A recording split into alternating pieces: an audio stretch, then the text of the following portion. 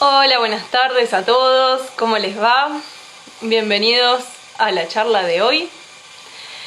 Hoy en E-Conversaciones vamos a estar hablando con una muy amiga mía, la doctora en Ciencias Biológicas Valeria Casa. Estoy esperando que Val se conecte. Y mientras les vamos a contar quiénes somos. Bueno, mi nombre es Paula. Yo pertenezco a un grupo que se llama Ecos Educación Ambiental. El grupo Ecos Educación Ambiental está formado por un equipo de biólogos, naturalistas y gente apasionada por la naturaleza que busca un poco poder transmitir este amor por la naturaleza que compartimos, que nos une, y creyendo que uno no puede cuidar lo que no conoce, intentamos transmitirlo y acompañar a la gente en la exploración de la naturaleza. Hoy particularmente convocamos a esta conversación para charlar con una muy amiga mía, muy gran amiga mía. Tengo el placer de ser la amiga de esta persona, que es la doctora en biología Valeria Casa. Valeria trabaja actualmente en la UNSAM, en el Instituto 3IA, Instituto de Investigación e Ingeniería Ambiental. Ahora en un ratito Valeria se va a estar uniendo con nosotros. Así que en breve vamos a conversar con ella. Vale, ¿estás por ahí?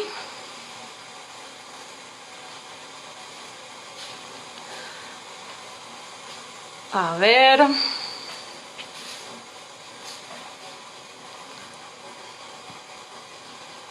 Breve se va a sumar. Bueno. Ahí está. Está entrando. Bienvenida, Val, ¿cómo andás? ¿Cómo va? Ahí estoy. Ahí está, Gracias por la bienvenida. presentación. ¿Cómo Pensaba que andás, los anteojos Val? así no se reflejan. Bien, ¿usted? Perfectamente.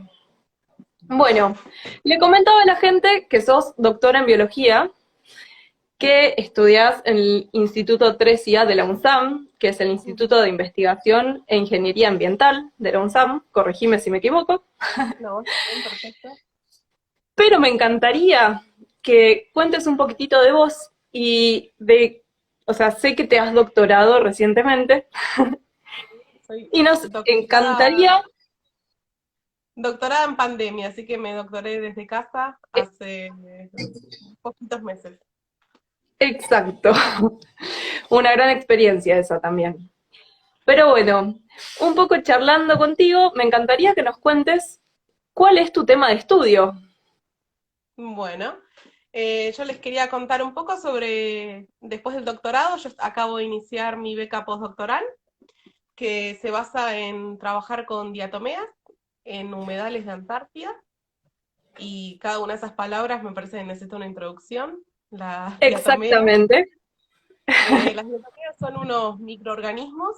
Yo sé que ustedes estuvieron hablando de microcosmos o micromundos. Bueno, las diatomeas son algas, eso significa que pueden hacer fotosíntesis y son organismos de una única célula que se caracterizan por tener una, llamémosle caparazón, que son dos valvas por fuera, que son de sílice, como si fuesen de vidrio, y hay muchísimas especies de diatomeas en prácticamente todos los lugares donde hay o hubo agua.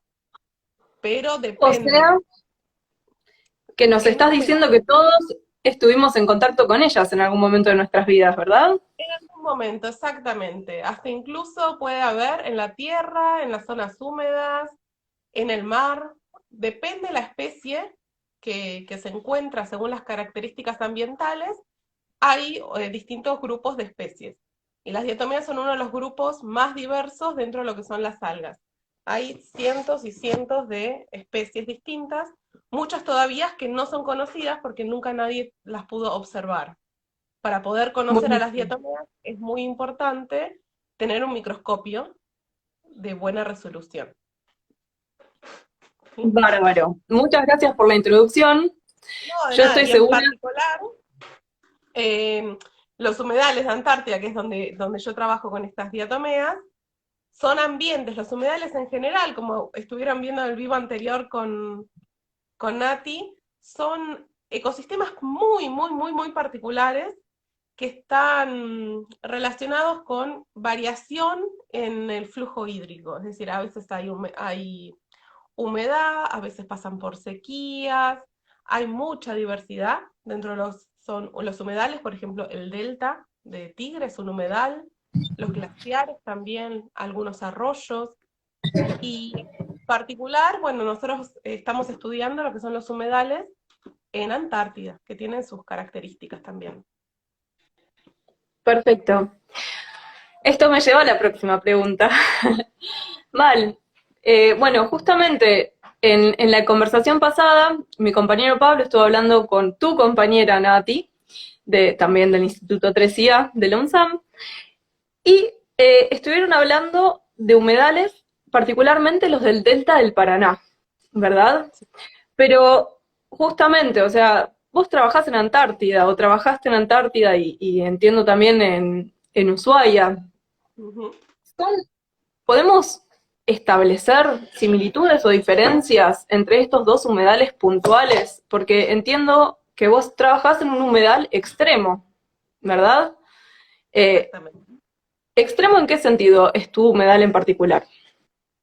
Bueno, los humedales de Antártida presentan la característica de presentar un clima muy extremo. Pasan por inviernos hiperfríos, en donde todo el agua disponible se congela, que aunque Ujú. parezca hielo, en realidad muchos organismos pasan un estado de sequía, porque ese hielo no está disponible.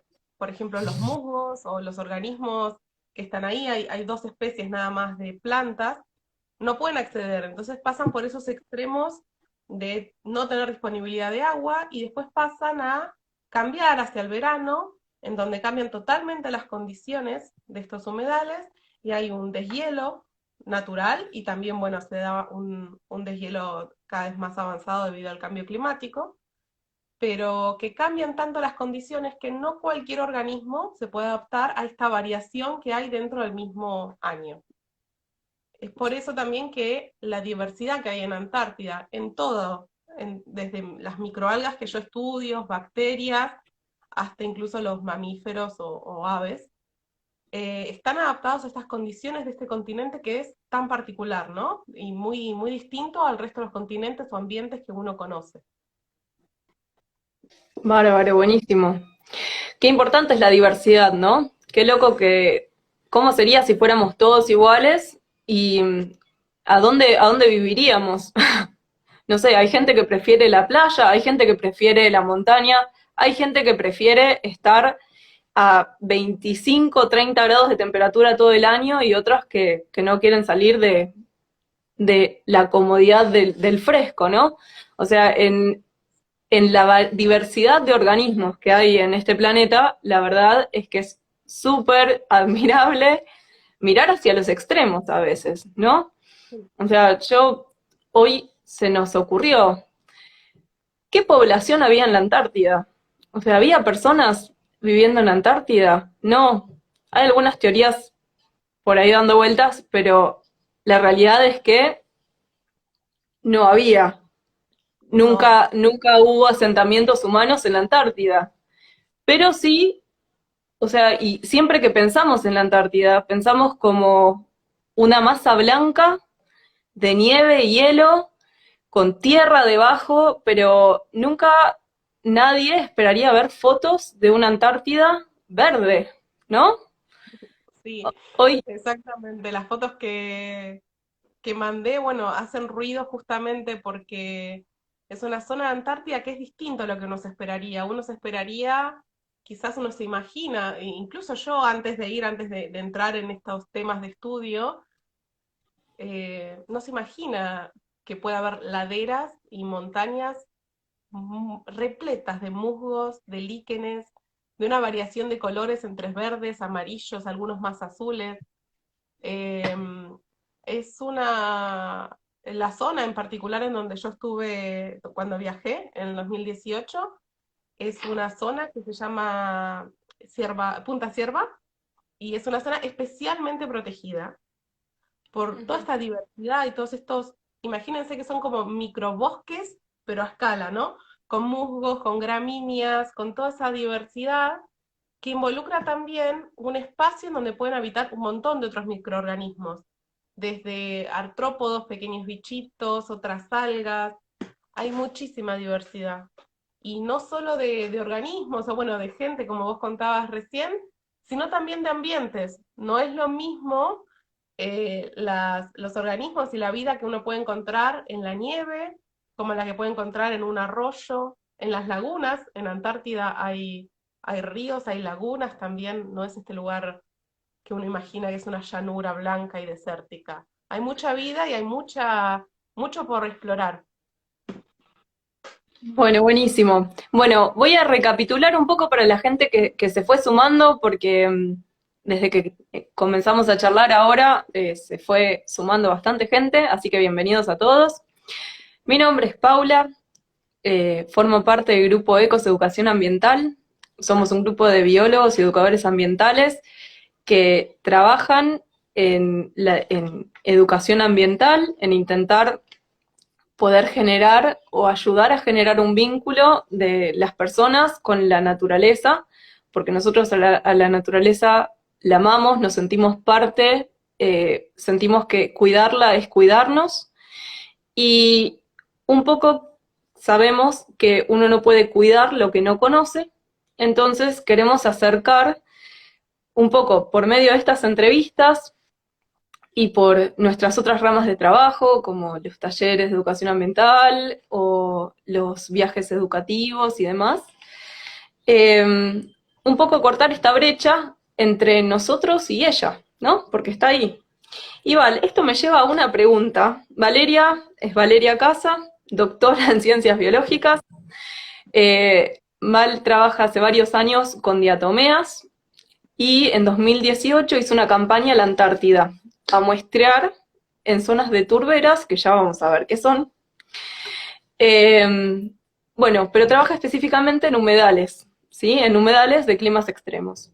Entonces, Val, un poco charlando esto del amor por la naturaleza, ¿no? ¿Qué te llevó a vos a estudiar biología? ¿O por qué te gustó ese tema? Uy, creo que no hay una única causa. Es muy diverso. Em, Mira, desde chiquita, muy chiquita, que yo veía los documentales y yo decía, yo quiero estar ahí.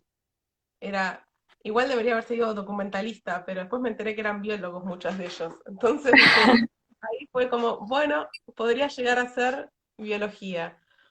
Y después mucho contacto con la naturaleza que tuve desde siempre, desde jugar en el jardín, ir jugando a hacer jugos con flores, ir en contacto con la naturaleza siempre. Sí, varios retos también por agarrar las flores y hacer jugos, pero bueno, era una forma de ir aprendiendo la biodiversidad que puede uno encontrar en el jardín.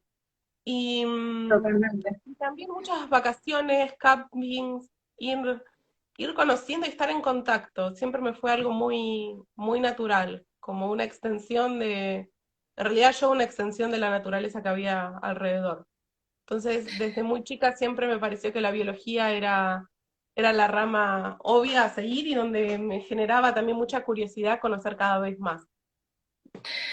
Muchas veces nosotros en los viajes nos encontramos con niños que no han tenido la posibilidad de crecer muy en contacto con el ambiente natural y demás, y, y vemos como algo que muchas veces, o sea, nos genera rechazo porque es algo desconocido y demás, en el momento en donde lo empiezan a explorar o le mostrás algo en particular, o sea, pienso en el bicho bolita siempre, porque siempre pasa, es, ay no, qué asco, un bicho. Y de repente cuando uno mira de cerca, ¿no? Se da cuenta de lo fabuloso que es, o sea, cómo estamos, o sea, estudiando las partes, muchas veces el animarse a mirar lo chiquitito Sí. nos maravilla. Y bueno, vos justamente estás hablando de un micromundo, o sea, del mundo, o sea, estamos metidos en un bosque de musgos Y dentro de ese bosque de musgos y zonas húmedas que existen en varios lugares de la Argentina, en varios humedales, pero en particular en los humedales extremos, estás trabajando con un organismo, que son las diatomeas, en el estudio de las diatomeas. Y yo te pregunto, bueno, ya nos contaste qué son las diatomeas, dónde viven y demás, pero ¿hay algún interés particular en estudiar las diatomeas? Sí, en particular, mi interés para estudiar las diatomeas de Antártida. Imagínense, Antártida es un continente que durante muchos, muchos años estuvo totalmente aislado, por estar alejado de otros continentes, también por tener una corriente marítima muy importante, lo cual no permite que sea colonizada fácilmente por varios organismos que puedan venir de otros lados, lo cual llevó a desarrollar una flora y una fauna y una diversidad, también de diatomeas, pero en general de organismos, muy particular y muy endémica, que solo se encuentra ahí en Antártida, y que está habituada a poder vivir en estas condiciones hiperextremas. Lo que se está dando últimamente, que lamentablemente debido al cambio climático, hay muchas zonas que se quedan expuestas y que también ya no cumplen con estas condiciones extremas, sino que empieza a haber suelos que antes estaban cubiertos de nieve, que ahora quedan en descubierto. Y mi herramienta para poder estudiar estos impactos ambientales y también el impacto del hombre en Antártida, que cada vez se va más por turismo o incluso por ciencia, que uno no se da cuenta y puede llevar en un bolsillo una semillita o en una zapatilla mal lavada, y lo que hace es llevar especies no nativas. Entonces, mi formación o lo que estoy haciendo ahora es poder estudiar cómo estos cambios y cómo estas especies, tanto las nativas que todavía no se conocen nada, y también cómo es la relación y cómo el hombre está impactando, introduciendo, a pesar de que uno no lo pueda ver, está introduciendo esta microfauna o estos microorganismos y las consecuencias que pueden tener en el ambiente. Entonces, es una herramienta, las diatomeas y su taxonomía, que son algas preciosas, si alguien puede ver, después googleenlas, porque realmente son unas Sí. estructuras chiquititas, preciosas, como a través de ellas es que uno puede estudiar el ambiente y distintas problemáticas ambientales. Bueno, bárbaro. Y esto me lleva a la próxima pregunta. ¿Cualquiera puede ir a la Antártida? O sea, ¿es fácil llegar? ¿Por qué pasos tuviste que atravesar para poder ir en una campaña en 2018 a ese lugar? Bueno, para empezar, es un continente que no es de ningún país, a pesar de haber varios reclamos, pero se Ujú. maneja como un lugar de paz y ciencia. Es un continente destinado para la paz y la ciencia y la cooperación científica también entre distintos países para poder conservar esta biodiversidad que hay ahí. Es por eso que hay muchas leyes y no es fácil llegar a Antártida, no es que uno dice, bueno, yo quiero ir y voy. Requiere, en el caso de Argentina, de figurar en el Plan Antártico, que es la presentación Ujú. de la que se postula para ir con un proyecto científico a través de una colaboración o siendo parte del Instituto Antártico, que también está en la UNSAM. Y quien regula todo esto en Argentina es la Dirección Nacional del Antártico, y ellos son quienes arman o pueden, digamos, postular las personas y con qué fin, y también te consultan qué vas a hacer, por qué, y tenés que acatar ciertas leyes, ciertas normas que hay sobre el tratado de muestras para poder generar ciencia con el menor impacto posible. ¿Sí? Entonces, por un lado está toda esta parte legal de poder acceder a la campaña. Y después está la parte logística también, porque no es que uno se tome un micro y llega a Antártida. Involucra la preparación de una campaña con muchos estudios médicos incluso, eh, por si uno tiene algún problema previo o para conocer también la salud de cada uno y que pueda afrontar realmente estos lugares extremos que uno ante una eventualidad o algún accidente o alguna problemática preexistente realmente no está cerca de poder tener un hospital o poder volver. Entonces, tanto estudios médicos como también estudios psicológicos para poder afrontar el aislamiento durante largos periodos de tiempo, estar encerrados en un lugar, bueno, como pasa ahora con la cuarentena, pero un poquito distinta. Sí, Y, totalmente. sí. Y bueno, y esas son varias pautas o varios procesos que uno va realizando para poder tener la aprobación para ir. Otra vía es a través del turismo, que está regularizado, es muy caro y muy exclusivo, y se da solo con ciertas pautas también muy regulares, hay que hacer cursos previos y no es fácil de llegar a través de cruceros, con Ujú. una invitación a desembarcar bastante fuerte, ¿no? Justamente por todo esto que yo le contaba, de que cada vez que el hombre va a la Antártida también es una fuente posible de contaminación. Sí, creo que ahí respondimos una pregunta del público que justamente nos hacía un compañero que se llama Eugenio, que es si hay protocolos para los turistas que visitan la Antártida. O sea, justamente nos comentás que, o sea, los investigadores tienen un protocolo súper grande que cumplir y un montón de normativas, y hay estudios de impacto ambiental que son importantísimos para mantener un ambiente pristino, para justamente no contaminarlo, no introducir especies Ujú. exóticas. Y, y bueno, y justamente, bueno, hay una nueva vía para acceder, que es el turismo, que no sé, Val, si querés compartirnos tu opinión al respecto o no, no sé cómo lo sentís. Sí, si bien es legal, se calcula que cerca de 40.000 personas van por verano a la Antártida, que es un montón de gente. Son viajes que son muy caros, muy, muy, muy caros, y solo se dan en cruceros. Duran cerca de 10 días aproximadamente, pero hay una limitación en la cual no pueden desembarcar, o si desembarcan es solo por 1 o 2 horas, en grupos muy chiquitos, siempre con guías, o sea, está muy limitado, Ujú. y, pero es legal. Y por lo general se sale de Ushuaia o de Chile, pero a mi opinión es bastante controversial. Eso es mi opinión propia.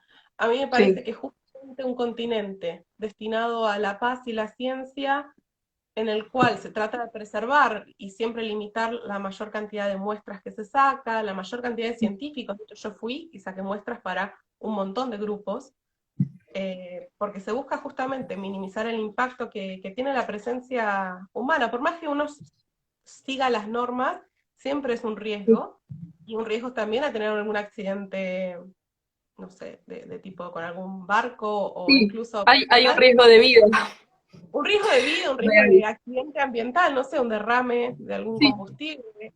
Eh, totalmente. a mi opinión, cuanto más se minimice, mejor para la preservación de la Antártida. Y realmente el mundo es tan hermoso y diverso que hay tantos lugares para ir antes de ir a Antártida, en forma quizás riesgosa para el Sí, ambiente, que lo desaconsejo fuertemente.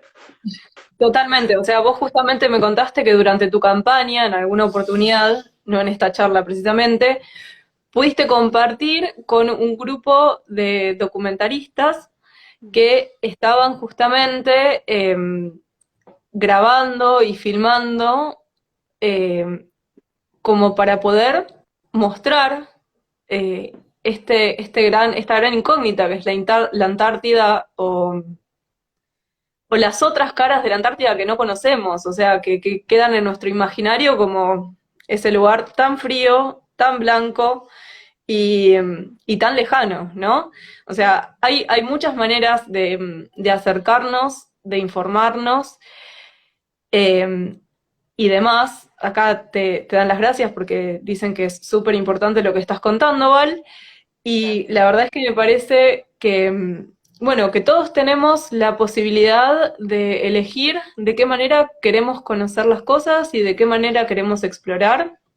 Mm. Y, y muchas veces, o sea, el sacarnos una foto en un lugar no significa que no lo podamos conocer de otra manera, ¿verdad? Y Exactamente. justamente, bueno, me imagino, o sea, dentro de lo que es el impacto ambiental, o sea, hay diferentes maneras de medirlo y demás, pero me imagino que la huella de carbono en generar un viaje tan costoso es bastante alta. Así que, o sea, y eso en definitiva es un costo ambiental, no solo para la Antártida, sino para todos. Pero Sí, para todo el ambiente, totalmente. sí, Hay, como decías vos, la logística es muy complicada. En mi caso, para poder llegar a la base, yo fui a una base que es Primavera, que es una base temporal argentina, sí. significa que está cerrada durante el invierno y solo abre durante los meses de verano si es que hay un proyecto científico asociado. Y en ese sentido, involucra un viaje en Hércules hasta Santa Cruz. De ahí un viaje en Hércules hasta otra base, hasta una base, digamos, ya en Antártida, en la península, que es base Frey, en donde es una base chilena que en colaboración presta el aeropuerto. Y recién de ahí es un barco que toma, no sé, creo que entre 10 días, una cosa así, estuvimos en el barco para poder llegar a la base. O sea, es toda Ah, una logística gigante que una involucra travesía. mucho impacto. Entonces, es una travesía y es muy bonito, pero hay que reducirlo lo más posible. Por eso también de cada uno de los grupos va uno o dos representantes y es el Ujú. encargado de tomar notas para varios proyectos científicos que ocurren en el lugar.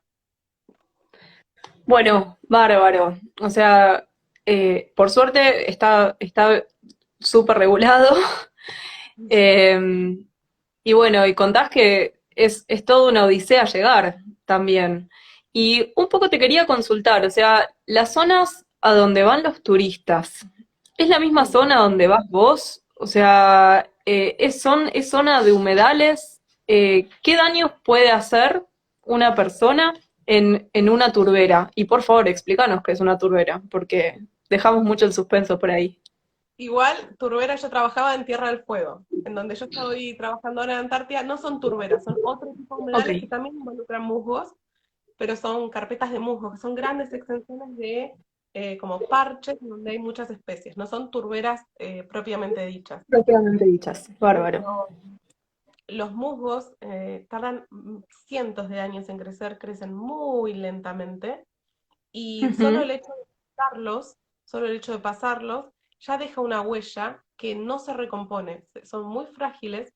Entonces, todo lo que es vegetación, por ejemplo, una de las cosas que te enseñan antes de la Antártida es que ante todo hay que evitar por pisar las partes verdes, porque son lugares muy diversos en donde si uno desembarca ahí o uno lo pisotea, está degradando el ambiente que le toma años poder recuperar.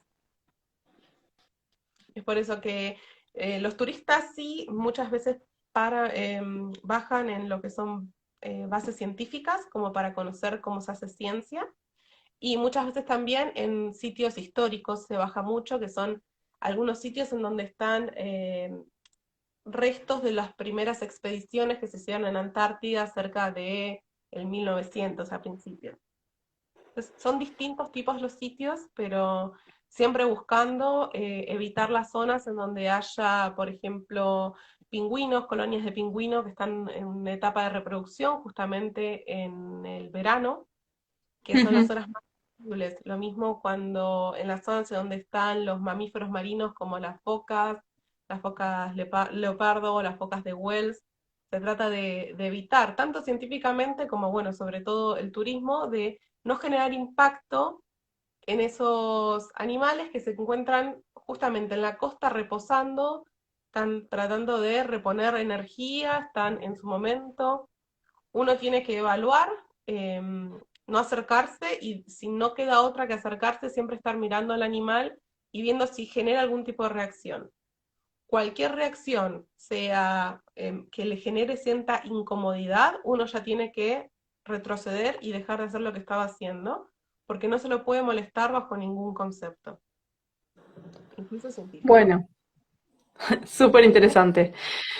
Eh, Vos nos comentabas que estabas en una base particular, que no es una base permanente, sino que es una base que abre por momentos en el año, según entiendo. Esa base, eh, bueno, no sé si nos querés contar cómo se llama y demás, pero entiendo que está en una zona particular de la Antártida que tiene encima como otro grado de protección, ¿verdad? Sí, así es.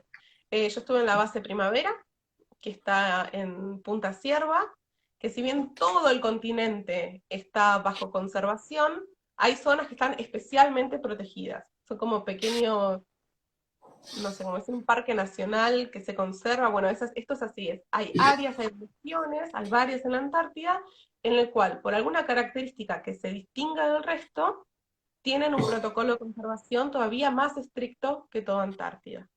Es por eso que, por Sí, ejemplo, en la base donde yo estaba no se recibían turistas, porque para poder pisar estas zonas se necesita un permiso especial y también conocer el manejo de esa región. En el caso de Primavera o en el caso de la SAEP, que es la zona protegida 134, eh, está protegida justamente por estas laderas llenas de musgos y llenas de humedales y biodiversidad que no son tan frecuentes en otras zonas. Además de grandes colonias del pingüino papúa que se reproduce justamente en esta región. Entonces, esta base es especial por eso y solo se abre cuando uno llega a principios de enero y cuando uno se va a fines de marzo. bueno, bárbaro. Nosotros dentro del grupo ya hemos subido algunas placas con algunas de tus fotografías y vamos a seguir subiendo porque la verdad es que son muy bonitas. La verdad es que algunas hasta dan un poco de temor porque en alguna de ellas creo que vi la foto de una foca leopardo. Si bien parece muy bonita retosando, me imagino que no es un animalito que queremos encontrarnos de golpe en ningún lugar. ¿Nos querés No. contar un poco acerca de de cómo es la relación con algunos animales en particular? Sí, cómo no. Bueno, para empezar, esa foto espectacular la sacó otro de los chicos que fue con nosotros a la campaña, así que le doy toda la autoría, que ellos se embarcaban en Zodiac, en los Momones, y tuvo la buena cámara y buen ojo de poder sacar esa fotografía. Em, las focas leopardo son predadores tope, o sea, son grandes cazadores de pingüinos. Y justamente en esta zona en donde los pingüinos papúas se reproducen y empiezan hacia fines del verano a empezar a nadar, es que también se concentran mucho estas focas que tienen una mandíbula que es inspirada en cuentos de terror, da miedo de estar, pero no, da miedo estar lejos, porque son realmente animales muy agresivos. Incluso con las personas ha habido algunos accidentes años atrás, porque lo difícil es que como son cazadores, se esconden muy bien en el agua y es muy difícil de ver cuando uno está cerca, cuando las tiene cerca. Y bueno, su ciclo de vida, su naturaleza es cazar los pingüinos mientras se adentran hacia el mar a buscar comida. Así que son Bárbaro. unos animales Sí, interesantes. lindas de ver en fotos en esos Esas casos, ¿no? son de ver en foto, exactamente. Sí, sí. Sí, sí, sí. Bueno, bárbaro. Eh, Val, me encantaría que nos cuentes un poco cómo es vivir en una base en la Antártida. ¿Cuánto tiempo estuviste viviendo? ¿Qué experiencia tuviste? ¿Cuántas personas vivían con vos? ¿Cómo se organizaban? Contanos un poco de esa convivencia. Bueno, es una convivencia muy interesante. Yo estuve en una base que éramos 14 personas, tanto científicos como también parte de la dotación del ejército era, que hay bases que están comandadas por el ejército, otras por las Fuerzas Armadas, otras solamente por la Dirección Nacional del Antártico, que es la parte científica. En mi caso era una base en la cual contábamos con el apoyo del ejército, que es quien nos da una mano para justamente poder hacer ciencia y poder estar viviendo en este ambiente tan extremo. Entonces éramos 14 en total, Y dentro de los chicos del ejército, bueno, teníamos un cocinero, tenemos un médico, encargados de base, hay mecánicos también, cada uno cumple un rol Ujú. y, y es muy interesante de vivir en esta comunidad en un lugar, si bien es un lugar enorme en el exterior, las casitas son bastante chicas, porque uno no puede estar afuera todo el tiempo en Antártida, y Sí. hace una convivencia muy particular con gente que uno no conoce y se encuentra viviendo de repente durante 3 meses, durante 24 horas, sábados, domingos, todo el tiempo, y con crianzas distintas, con ideologías distintas, de distintas partes de Argentina, que Con había mucha diversidad. mucha diversidad de personas, y hace una convivencia, la verdad que en particular nosotros tuvimos muy buen grupo, no, eso seguro. Cada uno cumple un rol fundamental y después está también, bueno, lo que cada uno quiera darse a conocer, y es así como se armaron campeonatos de ping-pong o de metegol o incluso hasta algún baile como para descontracturar, porque pasa un tiempo en el cual se vuelve también la cotidianidad, hay que desestresarse, se comparten películas, es una convivencia, la verdad que es súper interesante y muy extrema como también es el ambiente. Bueno, o sea, lo que nos contabas un poco nos recuerda a la situación que estamos viviendo, porque estamos viviendo una situación de, bueno, de una pandemia global, estamos en aislamiento, estamos pasando mucho tiempo en nuestros hogares. No sé si lo pensás o si pensás que hay alguna analogía con esta situación actual y no sé, ¿qué consejos, o sea, te surge algún consejo que nos puedas dar de haber estado viviendo 3 meses en una base en la Antártida con un grupo de personas desconocido, con crianzas diferentes, con muchísima diversidad? ¿Cómo? Y sin internet. Y sin internet. O sea, ese dato no es menor, porque creo que muchos hoy en día estamos llevando esta situación, informándonos, investigando, charlando con amigos por las redes y demás, haciendo uso, espero no abuso, de los medios de comunicación, pero bueno, o sea, vivir 3 meses con un grupo de gente súper diverso. O sea, ¿para vos fue una experiencia enriquecedora o contrarrestó? Porque me No, parece, o sea, jamás, es ¿no? Porque todas las súper, experiencias no, que he escuchado, bueno, uno pero un poco aprende también, de las cosas más con- extremas, uno siempre aprende y siempre son enriquecedoras. La verdad que uno se llega hasta a conocer a sí mismo de una forma totalmente distinta, en relaciones, en las aventuras, en el trabajo. Es una experiencia eh, enriquecedora por donde lo mires. En cuanto al aislamiento, sí, debo reconocer que al principio de la cuarentena ahora por COVID me trajo muchos recuerdos, que si bien no es el mismo tipo de aislamiento, hay muchas cosas que me recordó el hecho de, bueno, hay que estar acá, no se puede salir, y en la base es lo mismo, estás ahí y hasta no terminar el verano, por más de que te quieras volver, no se puede. El estar aislado de la gente que uno quiere, si bien teníamos comunicación vía radio, es la parte más difícil del trabajo en Antártida.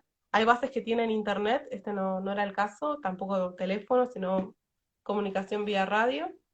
Eh, y después que hay que arreglártela con lo que hay en casa. Bueno, en ese caso, con lo que hay en la base. Entonces, la base está bien provista, hay un almacén gigante, porque ahí veía que preguntaban qué comíamos, en donde es como tener un pequeño supermercado y hay de todo. Y, y bueno, nada, es un supermercado pero sin plata. En Antártida no se maneja y eso fue una de las cosas muy raras al volver, de volver a conectarse con tener que ir a un supermercado y pagar por la comida o subirse a un colectivo aglomerada de gente, cuando uno se desacostumbró a ver gente desconocida fuera de esta comunidad de 14 personas que teníamos. Entonces, me costó mucho realmente la vuelta y el volver a poder estar en un lugar lleno de gente, porque me agarró como un poquito de fobia social y creo que es más o menos lo que puede llegar a pasar eh, con mucha gente ahora con la cuarentena. Pero es una etapa, son unos días y uno vuelve de vuelta a la rutina.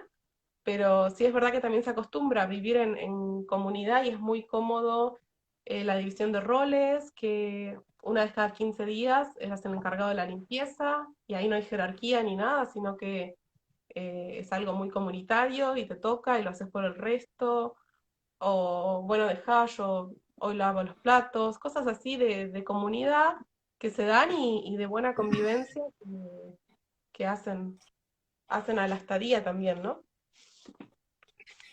Sí, o sea, me imagino que también eh, eso lo incentiva a cada uno, ¿no? O sea, yo te conozco, sos una persona súper abierta a conocer gente, a compartir opiniones y, y yo creo que todo el mundo desde el respeto siempre y desde la aceptación de esa diversidad, de que no todos somos iguales, como sucede en la naturaleza, nos podemos enriquecer todos, o sea, tanto de la diversidad, de la diversidad del otro, de el enriquecernos en las diferentes opiniones, ¿no? En las perspectivas, en cómo las diferentes personas ven el mundo, cómo los animales, cómo en la naturaleza, los ecosistemas, hay una diversidad en donde cada uno tiene un rol y donde comparten o no hábitats, nichos y conviven. O sea, como si somos parte de la naturaleza, o sea, ¿cómo no lo vamos a lograr? ¿No? Exactamente, Eh, y además el estar expuesto bueno, a campañas y toma de muestras que son riesgosas, uno también no solo se cuida estando a campo por uno mismo, sino para no generar problemas con esta comunidad o con la base, porque que alguien tenga un problema o un accidente no solo te afecta a vos, sino que afecta a la logística y la distribución y el trabajo de todo el resto de la gente. Entonces se trabaja con mucho respeto y con mucho cuidado, tanto del ambiente como de uno mismo y de los compañeros. Eso es muy importante tenerlo en cuenta cuando se trabaja en este tipo de ambientes con tanto riesgo y tan aislados. bueno, un poco el concepto de camaradería, ¿no? O sea, tengo entendido que, bueno, contanos un poco qué sucedió con el grupo este de personas que estaba grabando un documental. Eh, ¿Fueron bien recibidos? ¿No? ¿Qué sucedió ahí? Sí, hacia el final de la campaña, ya habíamos estado viviendo los 14 de creo que 2 meses. Llegó con todos los permisos, obviamente, al día, un grupo de camarógrafos y documentalistas de la BBC para filmar uno de los documentales. Ellos tenían permiso y se iban a quedar en un velero que tenían y como camaradería y no nos costaba nada y además también era una forma de recibir visitas, eh, nos invitaron a ser parte de nuestra campaña, nos amuchamos un poquito en lo que son las habitaciones y le dimos lugar en la base porque es un respeto mutuo y también fue un intercambio súper rico para poder conocer otra gente que trabaja de otra forma y darle un espacio. Sí, esas cosas se dan mucho en el continente y en este tipo de trabajo. Bueno, es una de las bases, ¿no? Es camaradería, hacer cooperación entre científicos y en busca de paz. Entonces, no importa la nacionalidad que se sea, no importa, ante una necesidad, siempre primero ser servicial. Bueno, buenísimo. Espero, ¿tuvieron algún inconveniente durante la campaña? ¿Tuvieron alguna situación muy extrema? ¿Han tenido que estar más aislados durante sus muestreos, tormentas y demás? No, inclemencias climáticas no han sufrido, ¿verdad? Em, no, la temperatura en verano es bastante amena. Creo que el día más lindo que tuvimos hizo 6 grados. Wow. Uno termina aclimatándose. Al principio estamos tapados hasta acá con muy buen equipamiento que te dan para poder ir, porque es muy necesario tener muchas capas de ropa especializadas para ese tipo de trabajo al aire libre. Y después Ujú. uno se va acostumbrando al clima y hasta puede llegar a tener, no sé, una remera y un pullover y sobrellevarlo bien. En cuanto a nevadas, hemos tenido nevadas, llovió mucho. En particular, lo más raro que vimos fue un día de una marea muy rara, que veíamos unas Ujú. olas muy grandes y que había subido el nivel del mar muchísimo, a diferencia del resto de lo que veíamos ya habitualmente. Y nos enteramos muchos días más tarde que en ese mismo día había habido un terremoto en Perú, creo que era en Perú, que por suerte había sido chico, pero había sido en el mar. Y dijimos, wow, cómo el planeta funciona como un todo, si estando acá en un extremo, pudimos percibir esos cambios en la marea, pero eso fue lo más Sí, extremo, que igual fueron cambios sutiles, ¿no? Sin poner en riesgo, por suerte, ni a la base ni a ninguna de las personas. me imagino qué situación estar ahí y ver algo tan inusual, ¿no? Acá nos preguntan, ¿vale? Eh, Preguntan si en los muestreos vos estabas sola o te ayudaban otras personas, aunque no fueran parte de tu proyecto. Sí, es casi una ley para ir al campo, tanto en Antártida como en cualquier lado, de gente que vaya al campo a tomar muestras, no ir solos. Porque uno no sabe si lo pica una yarará en el caso del Delta y siempre necesita otra Ah, menos mal. persona. No, no, en Antártida no hay yarará. No llegaron a la Antártida, no. Eh, pero puede uno, no sé, caer en una grieta o torcerse un tobillo, que puede pasar porque hay muchas piedras, entonces es necesario siempre, uno iba con handy y en conexión con el jefe de base y el encargado de base, y siempre nos íbamos informando para dónde íbamos, qué íbamos a hacer durante ese día, cómo era el recorrido, pero por lo general se iba de a dos o tres personas, sean del mismo Bueno, grupo de trabajo o no. buenísimo. Yo te quiero consultar acerca del tema de los residuos en la base. ¿Cómo manejaban esa cuestión? Contame un Mm, poco. Bueno, dentro del Tratado Antártico, que es un tratado, es un protocolo de Madrid, que se firmó en Madrid en el 98, que se busca que todos los países cuiden el medio ambiente. Dentro de todas las normas que hay está justamente el tratado de cómo se manejan los residuos. Es por eso que en primer lugar se busca reducir la cantidad de basura que se va a generar, Ujú.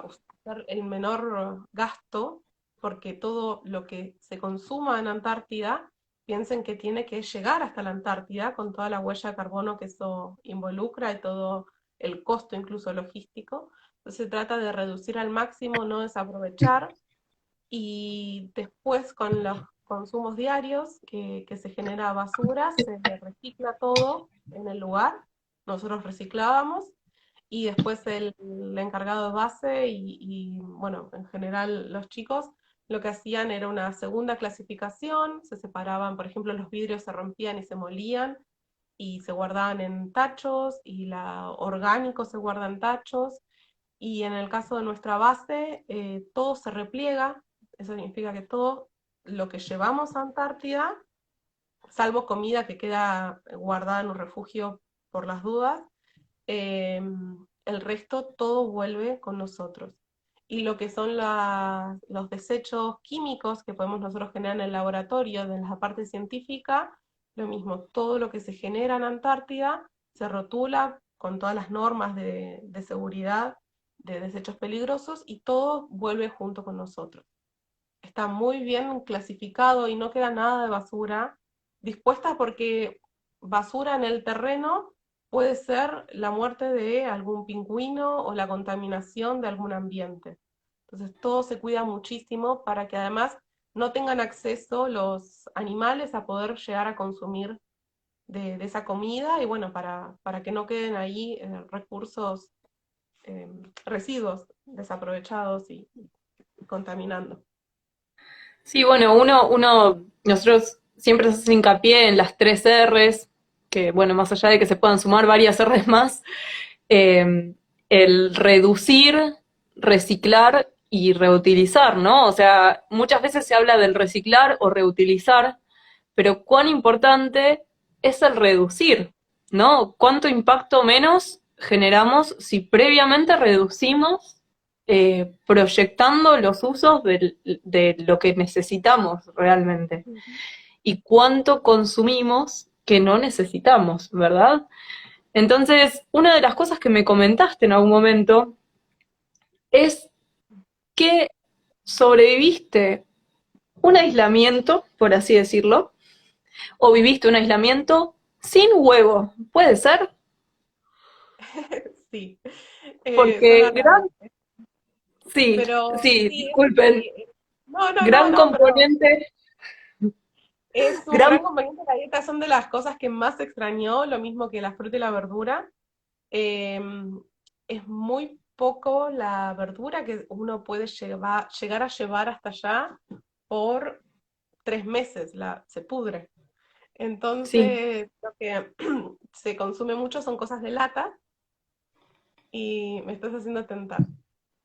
Y yo, no, y realmente se extraña muchísimo, o sea, hay muy buena comida, se lleva carne, se lleva un montón de cosas, pero los huevos, al ser tan frágiles, y sí, además por poner en riesgo, se trata de reducir todo lo que son los productos avícolas, creo que son, por avícola, posible inserción de enfermedades a las aves que viven allá en Antártida.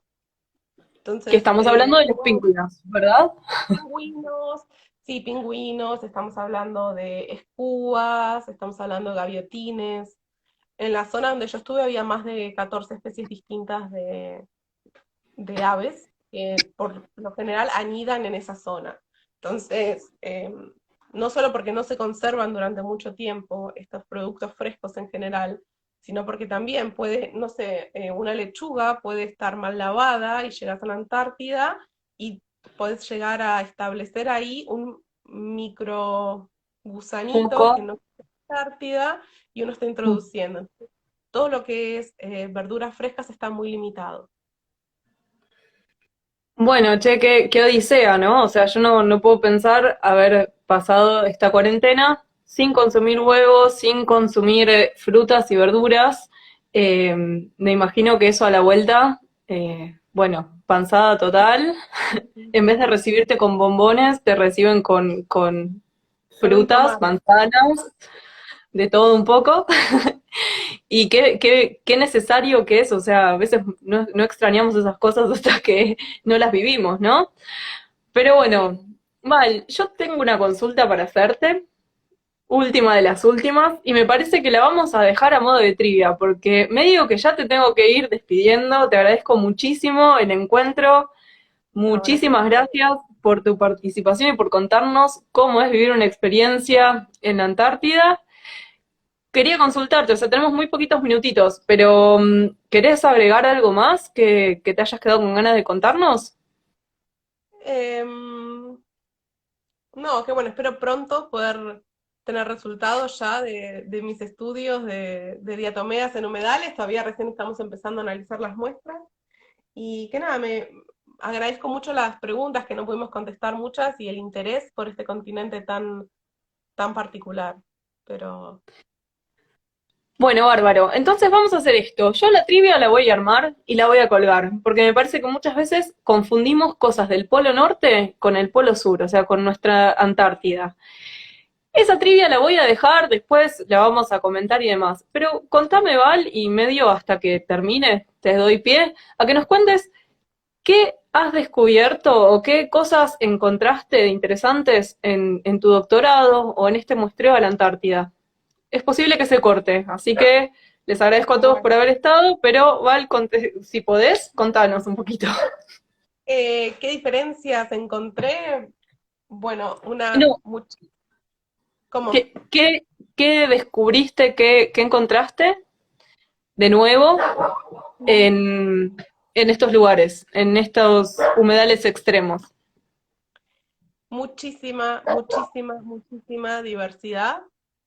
y ambientes realmente preciosos de los cuales todavía no se conocen. Fueron más preguntas las que respuestas que todavía tenemos, así que es un mundo Ah, todavía mira. por ir conociendo tratar de entenderlo, de cómo es que funciona, cómo es que se relacionan las distintas bacterias, virus, algas,